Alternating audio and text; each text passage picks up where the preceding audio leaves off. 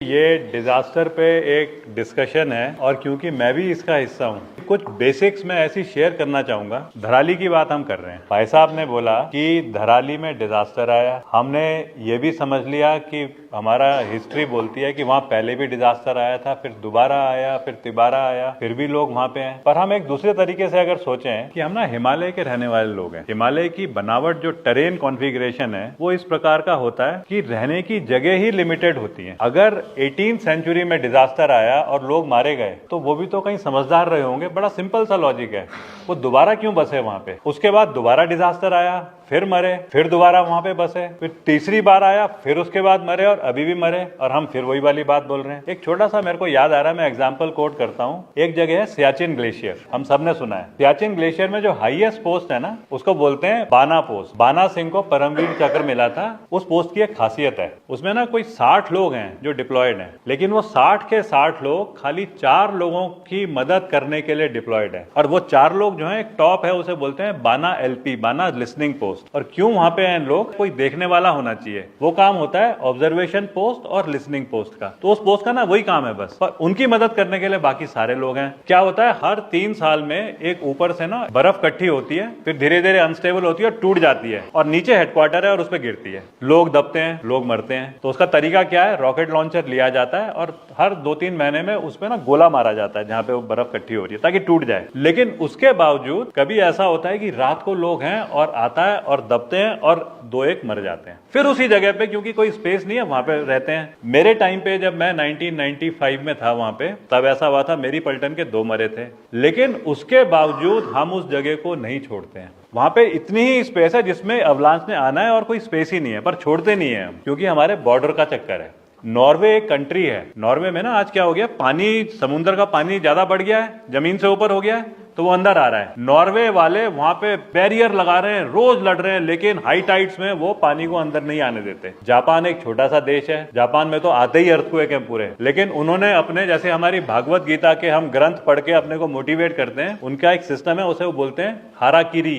Bushido. उनके नियम है, वो उस नियम के तहत वहां पे रह करके कहते हैं यहाँ पे चीन है, हम नहीं छोड़ेंगे जगह को। 18th सेंचुरी के लोग धराली में रहते थे, नहीं छोड़ पाए, जानते हुए कि पहले हो चुका है। तब भी कहीं ना कहीं कोई वैज्ञानिक या हमारी तरह पढ़े लिखे लोग उस टाइम पे तो होंगे। हम आज स्काउट्स एंड गाइड्स हैं, हम आज नेहरू इंस्टीट्यूट ऑफ माउंटेनियरिंग है, हम आज SDRF में डेवलप हो गए। उस टाइम पे भी तो कुछ तो सिस्टम होगा उनका, चाहे वो जो भी होगा, क ख ग जो भी होगा, उसने जो भी ज्ञान दिया होगा, उसके बावजूद वो वहां पे रहे। तो आज तो हम लोग डेवलप्ड हैं, हमारे तो इक्विपमेंट हैं। आज हम ऐसा तरीका क्यों नहीं बना सकते कि धराली में रहने वाले को धराली में ही रहने का तरीका बने। ये जो यूकॉस्ट बना है, ये जो वाडिया इंस्टीट्यूट, इनका काम खाली थ्योरी पढ़ाना थोड़ी है, इनका तो प्रैक्टिकल भी है। 5 अगस्त को आए धराली डिजास्टर के बाद 147 लोग दबे हुए हैं अंदर। हम ये नहीं कह सकते आज की तारीख में हम नहीं निकाल सकते। और मैं इकलौता आदमी हूं जो, वो आ रहा है ना वीडियो में, सीटियां बज रही हैं, मैं उसके ऊपर गया हूं और मैं 3 दिन वहां पैदल रह करके 17,500 फीट पे मैं इकलौता ऊपर से नीचे आया हूं। एक मैसेज देने के लिए गया था मैं, कि क्या हम खाली बस यही बात करें कि भाई ऐसा होना चाहिए, या हम आज जब वहां पे आ रखा है डिजास्टर, तो हमारे को तो इतना बढ़िया मौका मिल रखा है रिसर्च एक्टिविटी कैरी आउट करने का। यूकॉस्ट के बच्चे वाडिया इंस्टीट्यूट के जो आज थ्योरी पढ़ रहे हैं, उनको तो वहां पे कैंप लगाना चाहिए। प्योर सामने ग्राउंड है। आज हमें उन चीजों को करने की जरूरत है, नहीं तो 147 लोग, हम ये नहीं कह सकते कि हम छोड़ देंगे उनको, कल तो हमें भी छोड़ना पड़ेगा चीजों को। हम खाली ये बोलें कि धराली दब गया है, इन लोगों ने यहाँ पे बनाया। हमारी जो जिम्मेवारियां थी, कैसे साइंटिस्ट ने, वैज्ञानिकों ने इसको ब्लेम गेम बना दिया। मान लो, मैं नहीं कहता हूं सबने, लेकिन मैं ऐसी कई मीटिंग्स अटेंड कर रहा हूं। आज जियोलॉजिस्ट कह रहे हैं हिमालय अनस्टेबल है। यार हिमालय तो अनस्टेबल है ही, लेकिन क्या हिमालय अनस्टेबल है तो चाइना भी मान रहा है इस बात को? चाइना तो वहां से बढ़ रहा है आगे। मोदी जी ने जब नाम दिया प्रथम गांव, तो हमें कितना जोश आया। धराली में जो गांव है वो प्रथम गांव है। प्रथम गांव का मतलब उसको सारी वैल्यू मिलनी चाहिए। और प्रथम गांव क्यों बोल रहे हैं, वाइब्रेंट विलेज क्यों बोल रहे हैं? क्योंकि चाइना का थ्रेट उस वैली से बहुत स्ट्रांग हो गया है। पहले 1 बटालियन होती थी,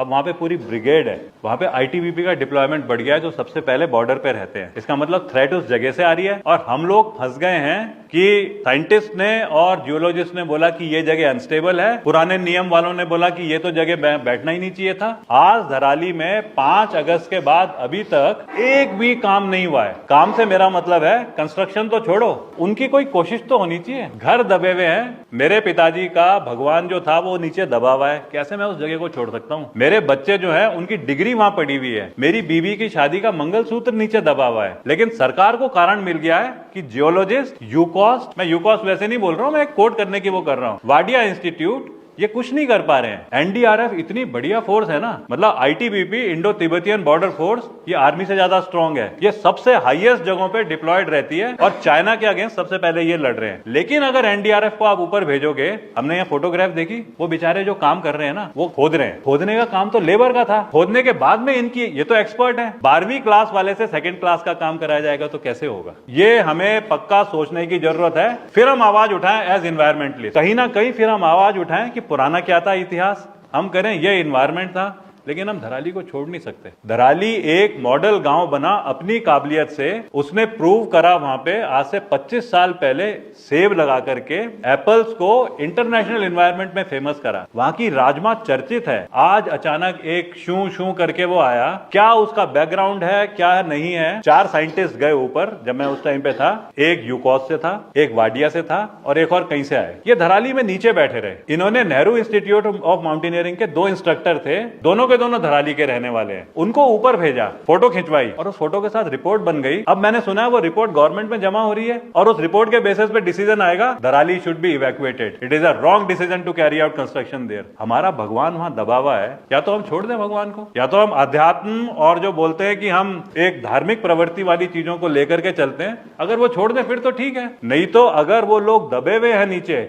तो उनको तो मोक्ष नहीं मिला ना। मर तो गए ठीक है, लेकिन युद्ध में मरना और इसमें मरने को तो हम एक्सेप्ट नहीं कर सकते। तो ये वाली चीजें भी कहीं ना कहीं अगर नहीं आएंगी बेसिक नॉलेज में, तो फिर हम ना पक्का उस डिसीजन में जो सरकार लेती है उनको सपोर्ट कर रहे होंगे जो टोटली रॉन्ग है। मैं इस चीज में पूरा एडवोकेसी करने की कोशिश कर रहा हूं। मैंने एनआईएम में रह करके केदारनाथ का रिकंस्ट्रक्शन करा, मैं अकेला थोड़ी हूं, एक टीम है। वही धराली के लड़के मेरे साथ गए, उन्होंने केदारनाथ का वो करा। आज वो मेरे को देख रहे हैं कि सर तू इतना ज्यादा अपने को मतलब अपनी इंटरेस्ट देख रहा है कि हमारी आवाज नहीं उठा सकता। कितना अजीब लगता है मेरे को। हमें कहीं ना कहीं थोड़ा और समझने की जरूरत है कि डिजास्टर जो है ना, disaster can not be taken as a thing कि जो हमने सुन लिया वो हो गया है। हमें पुराना इतिहास समझने की जरूरत है। हम हिमालय के रहने वाले लोग हैं, हम अपने घर को छोड़ नहीं सकते। अगर हम अपने घर को छोड़ने वाली बात है, वो तो 100 साल पहले छोड़ देते। पुरानी गाथाएं क्या होती हैं, लोग हाइट में रहते थे अब नीचे आ गए, यार वो तो मजबूरी होगी उनकी, क्या करेंगे। अब ये इसके बाद डिसीजन जब होगा ना, तो वो सबके सब ना नीचे आ जाएंगे। पहले ही पहाड़ खाली हो रहे हैं, हम कह रहे हैं यहाँ पे पलायन हो रहा है, हम ऊपर से पलायन का कारण बना रहे हैं। अब लोग नीचे आएंगे धराली से, क्योंकि आ चुके हैं, अब शुरू हो गई सर्दियां, वो लोग ना वापस ही नहीं जाएंगे। मैं जब गया धराली इस बार, तो एक लड़की है, उसकी शादी हो रखी है धराली में, तो वो अब वहां से वापस नहीं जा रही। वो कभी पहाड़ में इधर चढ़ रही है, कभी उधर चढ़ रही है। एक परिवार, सूरज नाम का लड़का है जो दब गया नीचे, उसकी माँ वगैरह ना वो घर के अंदर गुमसुम हो गए। और हम यहाँ पे ये लेकर के चलेंगे कि धराली से हम बॉडी को निकाल ही नहीं सकते। वहीं बगल में आर्मी के 10 लोग दबे हैं, वो भी तो हमारी तरह इंसान है, उन्होंने 7 लोगों को निकाल दिया और हम 147 में एक भी नहीं निकाल पाए। ये कैसे हो सकता है? अगर ये हो सकता है, फिर ये डिबेट जो है ना, ये फ्यूटाइल है, फिर तो कोई तुक ही नहीं है डिबेट्स का। Discussion should go to a conclusion also. मतलब हम लोगों के लेवल पे हम डिसीजन मेकर्स नहीं है, लेकिन हम इन्वायरमेंट में ये बताने के बजाय कि डिजास्टर का क्या तरीका है, हमें ये बताने की भी जरूरत है। अगर साइंस और साइंटिस्ट आज बन चुके हैं, तो फिर आज तो हमें इसका एडवांटेज लेना चाहिए। हमें तो ये देखना चाहिए कि हम आपदाओं से लड़ेंगे कैसे और फिर ऊपर रहेंगे। वो क्वेश्चनेबल होगा बाद में कि किस प्रकार से रहेंगे और क्या होगा। पहला स्टेज तो हमारा ये होना चाहिए, अदरवाइज हम नुकसान कर रहे हैं।